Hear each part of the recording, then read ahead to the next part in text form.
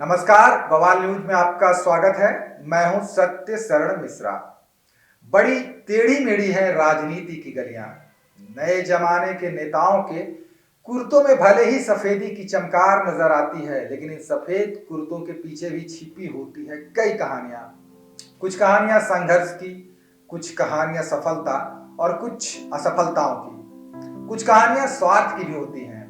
स्वार्थ की कहानियां झारखंड से अधिक शायद ही किसी दूसरे प्रदेश में होगी। आज फिर बात करेंगे बिहाइंड द पॉलिटिक्स की, झारखंड की राजनीति के इतिहास के पिछले पन्नों की, कुछ सुनी और अनसुनी कहानियों की। पिछली दो कड़ियों में हमने आपको झारखंड के 9 साल के संघर्ष, राजनीतिक दलों और राजनेताओं की महत्वाकांक्षाओं, सरकारों के बनने गिरने के खेल और राजनीतिक मूल्यों के क्षरण की कहानी सुनाई थी। आज फिर चलते हैं फ्लैशबैक में। वह दिन था 30 दिसंबर 2009। इसी दिन दिशोम गुरु शिबू सोरेन तीसरी बार झारखंड के मुख्यमंत्री पद की शपथ ले रहे थे। शिबू सोरेन ने तीसरी बार सरकार कैसे बनाई और इस सरकार का हश्र क्या हुआ, इसकी कहानी बड़ी दिलचस्प है।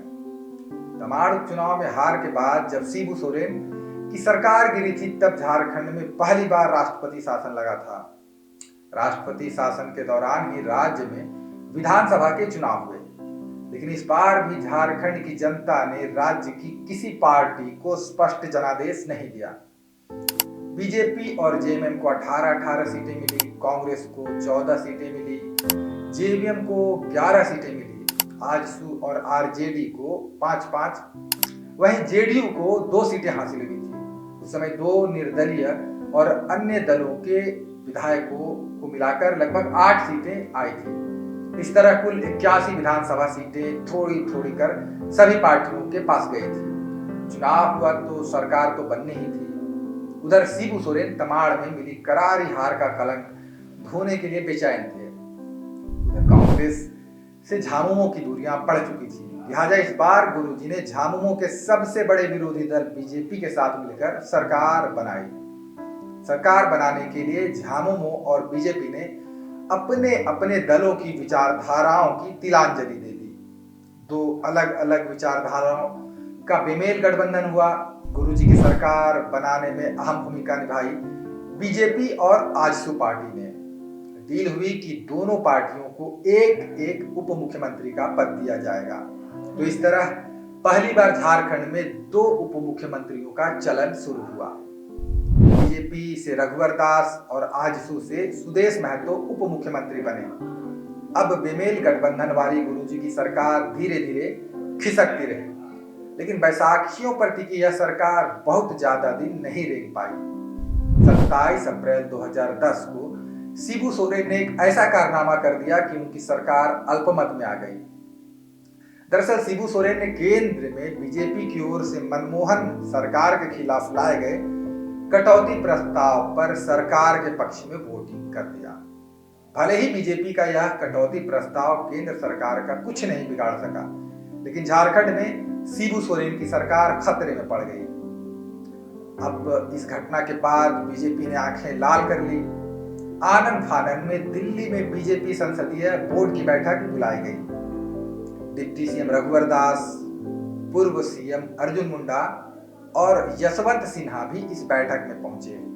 उधर शिबू सोरेन सफाई देने लगे कि मैंने जानबूझकर ऐसा नहीं किया, गलती से कांग्रेस के पक्ष में बटन दब गया था।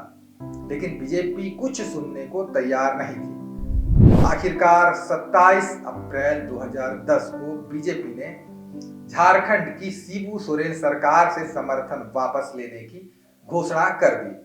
इसके बाद भी गुरुजी ने हिम्मत नहीं हारी। झारखंड में अपनी सरकार बनाने और बीजेपी को मनाने के लिए करीब महीने भर तक गुरुजी रांची से दिल्ली तक दौड़ लगाते रहे। इस दौरान बिना बीजेपी के सरकार बनाने की संभावनाएं भी तलाशी जाती रही। आखिरकार शिबू सोरेन थक गए और 31 मई 2010 को राजभवन जाकर उन्होंने इस्तीफा दे दिया। अब किसी पार्टी के पास सरकार बनाने के लिए कोई आंकड़े नहीं थे, नहीं किसी ने सरकार बनाने का दावा किया। इसके बाद 1 जून 2010 को फिर से झारखंड में दूसरी बार राष्ट्रपति शासन लग गया। गौर करने वाली बात यह है कि दोनों बार राज्य में राष्ट्रपति शासन शिबू सोरेन के इस्तीफे के बाद ही लगा था।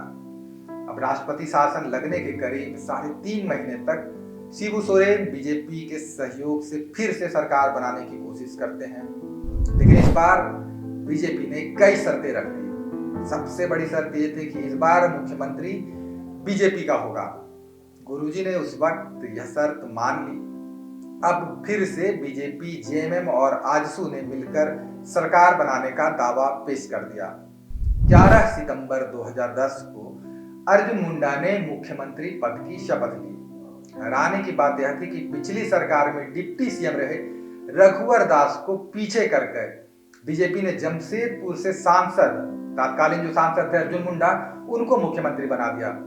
उनके साथ शिबू सोरेन के पुत्र हेमंत सोरेन और आजसू के चीफ सुदेश महतो भी उप मुख्यमंत्री बने। 14 सितंबर 2010 को सरकार ने सदन में विश्वास मत भी हासिल कर लिया।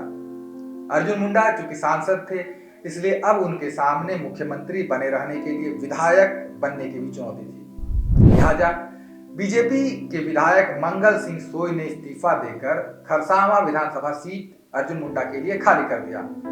अब उपचुनाव हुए सीट पर अर्जुन मुंडा चुनाव जीत गए, लेकिन अभी भी अर्जुन मुंडा की राह में कांटे कई थे। दरअसल सरकार में विभाग को लेकर आजसू कोटे के 2 मंत्री सुदेश महतो और चंद्रप्रकाश चौधरी में मनमुटाव चल रहा था। बड़ी मुश्किल से यह मामला सुलझा। इसके बाद अर्जुन मुंडा विमान हादसे में घायल हो गए।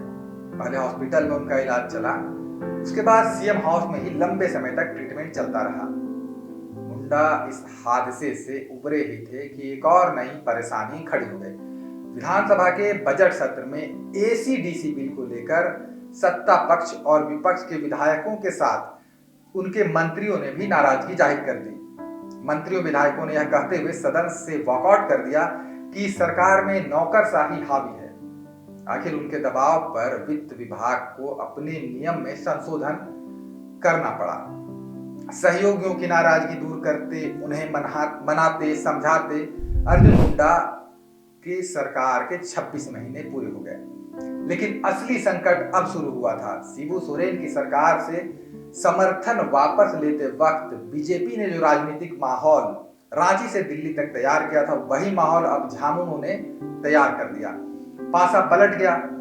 कई घटनाक्रमों के बाद आखिरकार जेएमएम ने अर्जुन मुंडा सरकार से समर्थन वापस ले लिया। अब 18 जनवरी 2013 को मुंडा सरकार गिर गई। इसके बाद फिर राज्य में लगा तीसरी बार राष्ट्रपति शासन। मुंडा सरकार से समर्थन वापसी के पहले खूब सियासी ड्रामा हुआ। तत्कालीन डिप्टी सीएम हेमंत सोरेन ने पार्टी की ओर से एक पत्र मुख्यमंत्री अर्जुन मुंडा को भिजवाया।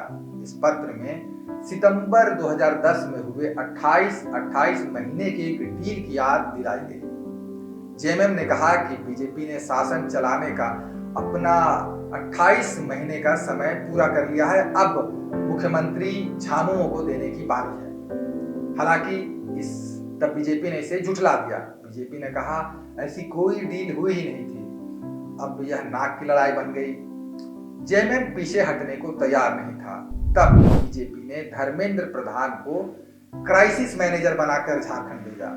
वे मुंडा सरकार को बचाने के लिए शिबू सोरेन के आवास पहुंचे, लेकिन तब तक खेल खत्म हो चुका था।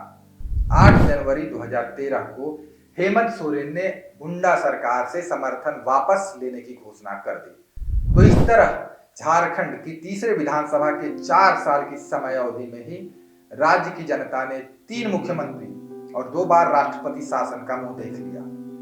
कहानी यही खत्म नहीं होती है, क्योंकि अभी भी तीसरी विधानसभा के 1 साल का कार्यकाल बाकी है। अगली कड़ी में बताएंगे कैसे सरकार बनाने के लिए फिर हुई जोड़ तोड़, कैसे हुआ बहुमत का जुगाड़ और कैसे हेमंत सोरेन के सिर पर सजा पहली बार मुख्यमंत्री का ताज। खबर का मतलब बवाल न्यूज। हमारे चैनल को सब्सक्राइब जरूर करें